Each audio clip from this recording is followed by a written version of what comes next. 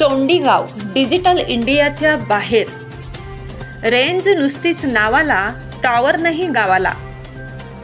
मालेगाव तालुक्यातील चोंडी गावात mobile tower नसल्याने केंद्र सरकारच्या कोणत्याही योजना गावांमध्ये पोहोचत नाही की राज्य सरकारच्या योजना।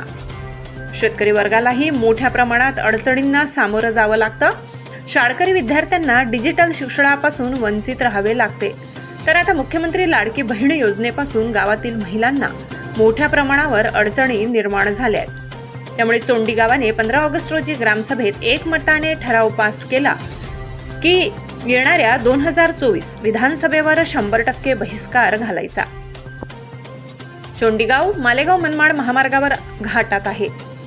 महामार्गावर घाटात अपघात झाले किंवा गावात कधी आरोग्याच्या समस्या उद्भवल्या तर रुग्णवाहिकांनाही संपर्क होत नाही। तर शेतकरी यांना पीक पाहणी लावणं, 7/12 घेणे, टीबीटी योजनांपासून शेतकरी त्रस्त झाले। व्यापारी वर्गही मोठ्या प्रमाणात अडचणीत आल्याने व्यवसायावरही खूप दुष्परिणाम होतोय। मोबाईल कंपनीच्या वरिष्ठ अधिकाऱ्यांनी याची गांभीर्याने दखल घेऊन ग्राहकांना अत्यावश्यक व व्यवस्थित सेवा सुविधा मिळावी यासाठी तातडीने उपाययोजना करून मोबाईल टॉवर उभारून तात्काळ सेवा द्यावी अशी आग्रही मागणी केली जात आहे। अन्यथा ग्रामसभेत घेतलेल्या ठरावानुसार येणाऱ्या विधानसभा निवडणुकीच्या वेळी 100% ग्रामस्थ बहिष्कार घालणार, हे मीडियामध्ये बोलताना चोंडी ग्रामस्थांनी सांगितले।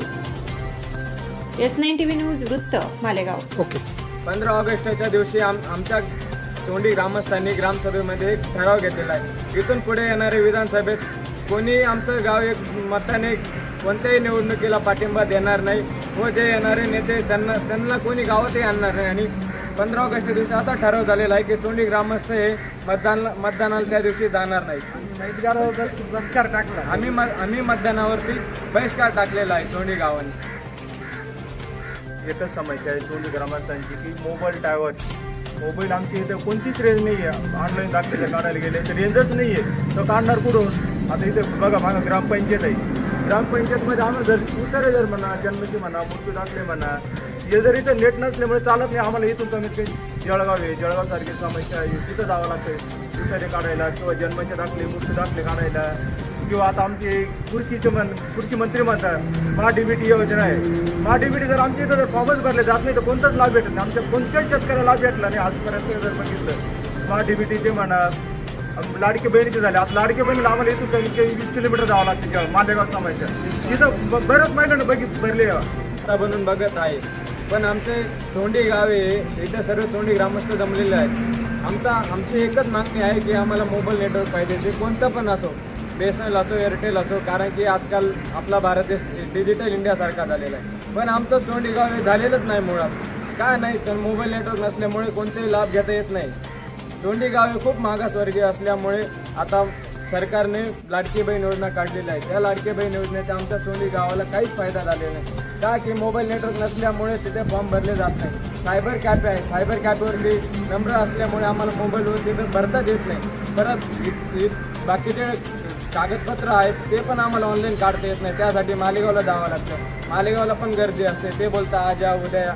त्यामुळे आमचं चोंडी गाव हे एवढं मागासलेलं आहे की काहीच फायदा झालेला नाही। त्यात आमचं चोंडी गाव हे हायवेवरती असल्यामुळे अपघात होतात, अपघात झाल्यानंतर ॲम्ब्युलन्सला कॉल करावा, ते नेटवर्क नसल्यामुळे कॉलही लागत नाही।